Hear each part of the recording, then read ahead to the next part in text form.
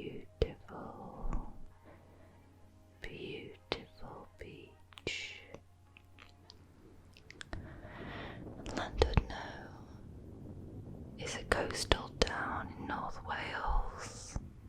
It has a 19th century pier with shops and a games arcade. Alongside it juts out into the sea the Great Orme headland, which is our final destination.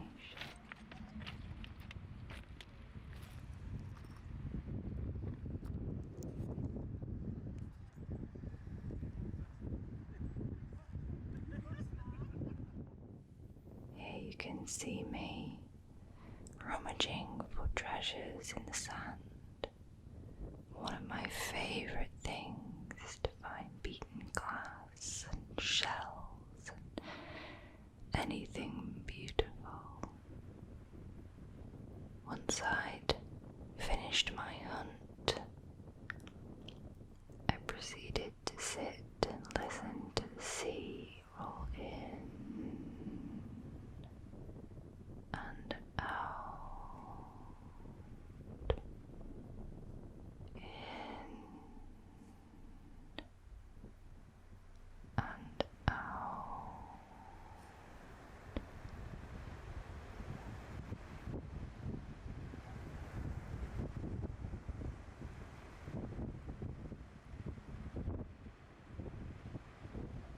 We then trotted for some chocolates in the town.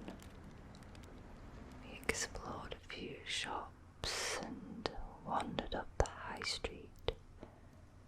It was your very stereotypical high street.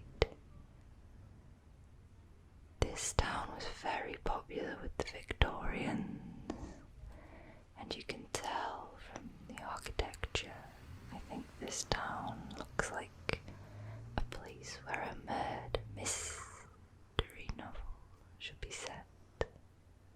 Poirot, maybe. This was our final destination, our beautiful, beautiful Airbnb, which was located on the top of the Great Orme. We had a log fire to burn. Beautiful views.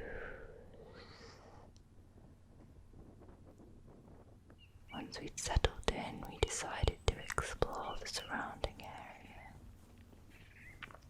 We took a walk as the sun began to set, following the big, winding roads. It looks like the world just comes to an end all of a sudden, and the horizon stretches on and on. You can see why people believe the world is flat, flat, flat.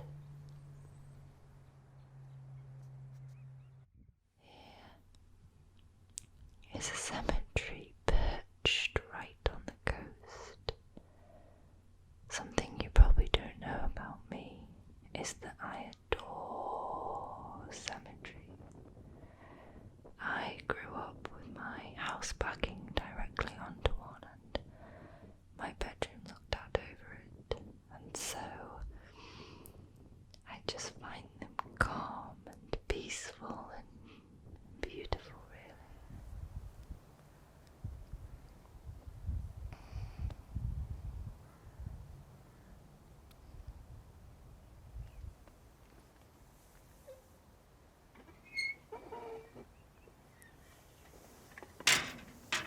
A 6th century monk who climbed the Welsh wind-swept headland of the Great Orme to spread the message of Christianity discovered this place, and it has been an active site of worship ever since.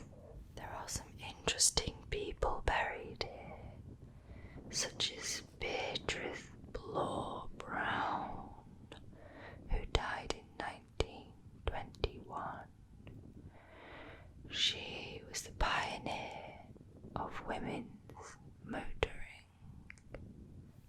And my favourite, a man called Edward Goody Jones, who died in 1965. He was a fisherman and boatman whose grandparents lived in a cave.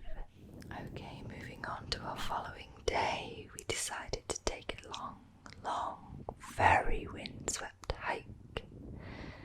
This was our starting point along the coast.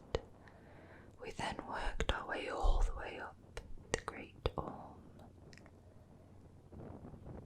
The marron grass blew in the wind and the sun whipped up around your ankles. It was beautifully sunny and absolutely stunning to look at.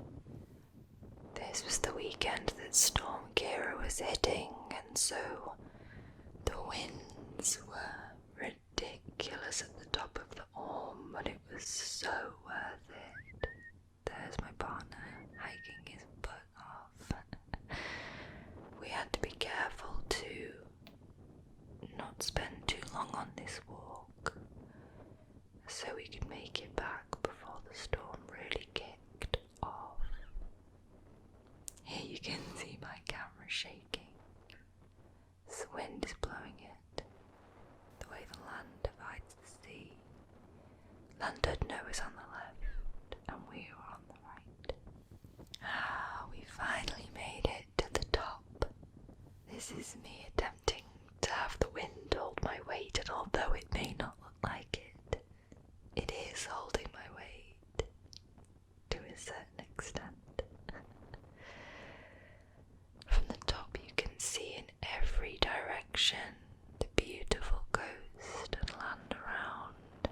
Here's a shot of me once again showing how windy it is, and I really hope that those sounds are soothing to you. This is where we decided to settle for our lunch. There is an artificial ski slope up the top of this Orme, and I think this is part of the contraption to get you up. The town also has a tram that acts in the summer to bring people up and down the jagged hills. My vegan duck wrap. I thoroughly enjoyed this. Chomping away. And down here you can see the cemetery that we visited earlier. So, now it is time to head home. Richie decided to fly. The storm was rolling in and God wasn't happy. And we had to get off the top of this big ass hill. Goodbye everybody. Sleep tight, sleepyheads. Here is a video of the blind.